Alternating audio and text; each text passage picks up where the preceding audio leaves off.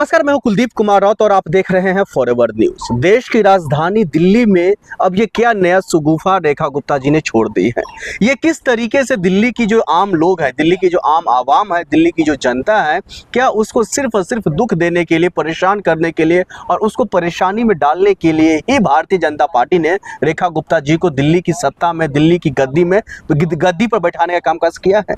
इस तरह के कई सारे सवाल और सवाल इसलिए निकल करके आ रहा है जो क्योंकि हमने सबने देखा रेखा गुप्ता जी शपथ ग्रहण करती है। शपथ के बाद से ही दिल्ली में बुलडोजर नीति शुरू हो जाती है और ये रुकने का नाम नहीं ले रहा है। अभी महज महीनों बीत चुके हैं रेखा गुप्ता जी के मुख्यमंत्री पद संभालते हुए, लेकिन आज के डेट में भी दिल्ली के कई ऐसे इलाका है जहां पर बुलडोजर चल रहा है। दिल्ली के कई ऐसे इलाका है जहां पर लोग बुलडोजर से डर रहा है और दिल्ली के कई ऐसे इलाका है जहां पर बिना नोटिस, बिना बुलडोजर चले ही लोग घर खाली कर रहा है। इसी पर चर्चा करेंगे। कांग्रेस पार्टी के तेज तरह के नेताओं में से एक, तमाम मुद्दों पर बेबाकी से बयान देने वाले निडर राहुल गांधी के शेर, हमारे साथ अरुण मलिक जी जुड़े हुए। सर, आपका बहुत बहुत स्वागत है फॉरएवर न्यूज पर।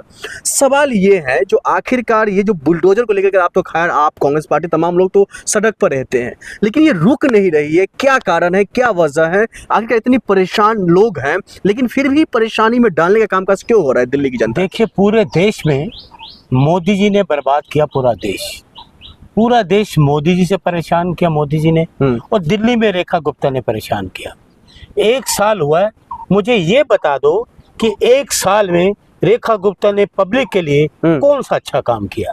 एक बता दो, एक गिना दो मुझे, एक भी अच्छा काम मुझे गिना दो। जब इन्होंने शपथ ली थी, जब इलेक्शन से पहले की मैं बात करता हूँ कुलदीप जी, ये लोगों को झुग्गी में गई थी। बहन, आप कैसे रहती हैं? आप स्नान कैसे करती हैं? खाना कैसे बनाती हैं? सोते कैसे होंगे? एक झुग्गी में ये कैसे रह रही होंगी? ये तो बड़ी दयनीय स्थिति है आपकी।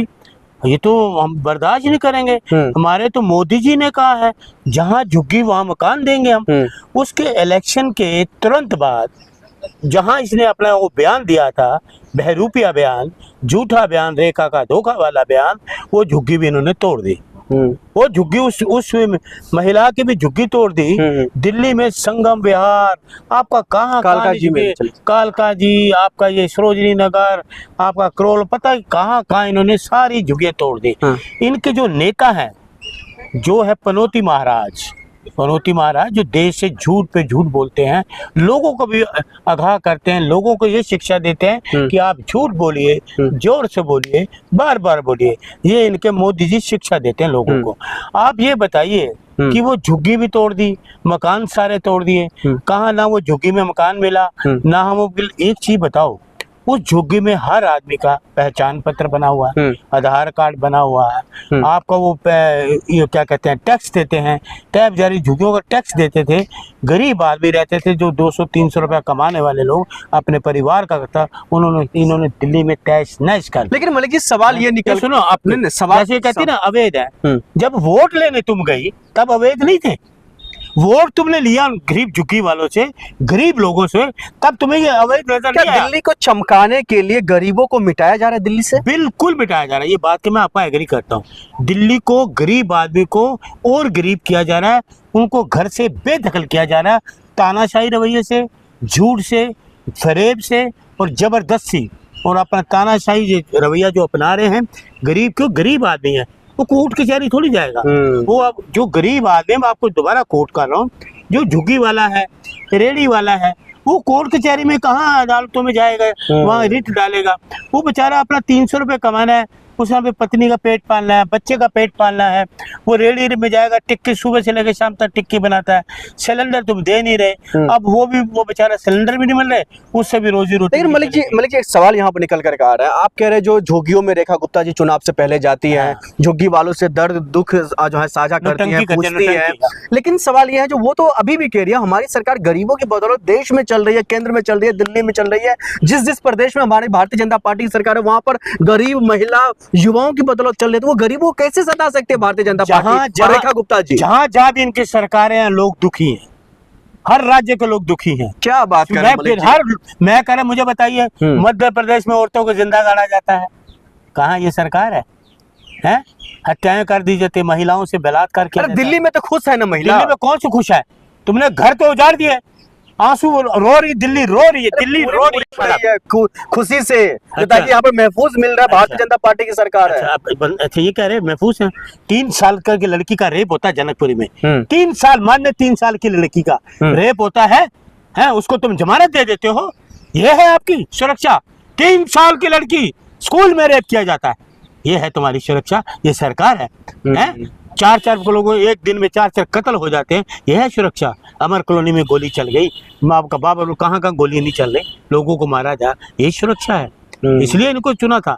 अरे ये छोड़िए, महंगाई पे बात करिए ना, महंगाई पे बात करिए। इसमें महंगाई के लिए 1 रुपया का 10 पैसे भी किसी चीज में कम किया तो मुझे महिलाओं को सशक्त करने के लिए आपको पता है ना 2500 रुपया देने की बात रेखा गुप्ता जी कर रही है। आपको मिल गए? मिले किसी को? आपने दिखाया किसी की रिपोर्टिंग करी?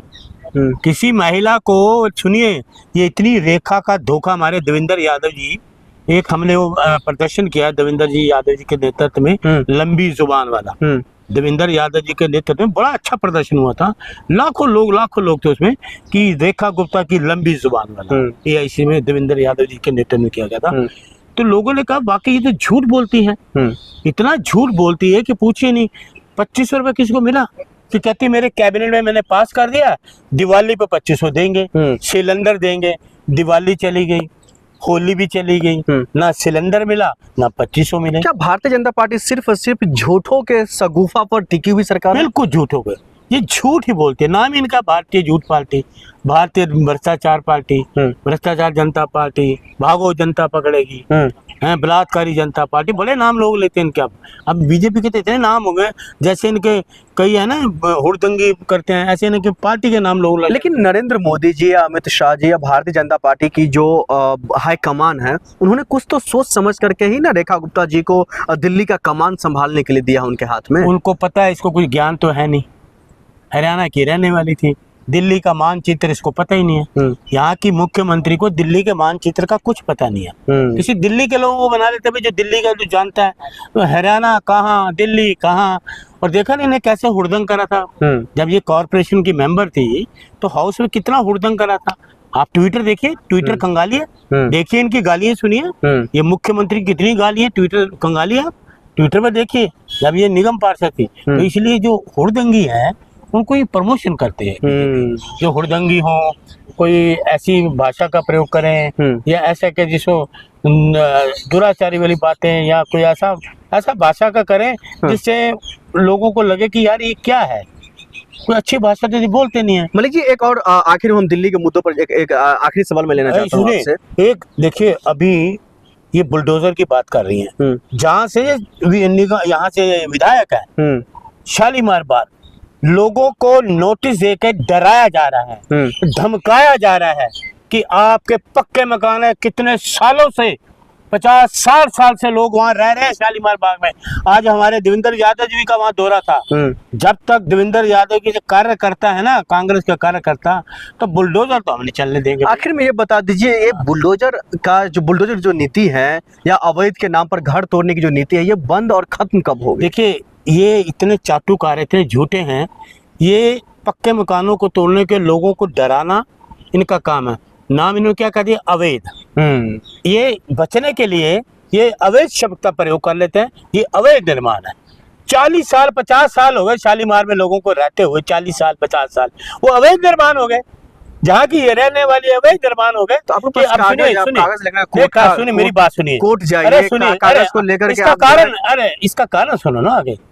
ये क्या है, वहां के लोग इसको अब नहीं चाहते, लोग कहते हैं ये नाकाम मुख्यमंत्री है, तो अपने ही कॉन्स्टिट्यूशन में लोगों को डराना और धमकाना इनका काम है, कि अपने ही कॉन्स्टिट्यूशन में लोगों को डरा रही धमका रही कि आपके मकान तोड़ेंगे, मेरे खिलाफ आप मत बोलिए, क्योंकि वहां के लोग इसके पूरी दिल्ली इसके खिलाफ हो गई। रेखा गुप्ता, हम तो धोखा गुप्ता कहते हैं, इनका पूरी दिल्ली इनके खिलाफ। ठीक है, बहुत शुक्रिया बातचीत करने के लिए। हमारे साथ अरुण मलिक जी, जो कांग्रेस के सीनियर लीडर के साथ साथ तमाम मुद्दों पर विभागीय सब बयान रखते हैं, हमारे साथ मौजूद हैं।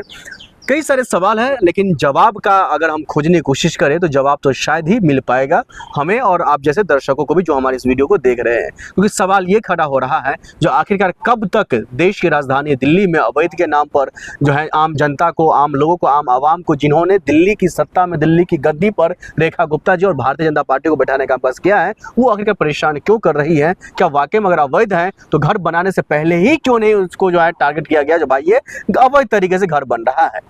आप देख रहे थे फॉरएवर न्यूज़। नमस्कार।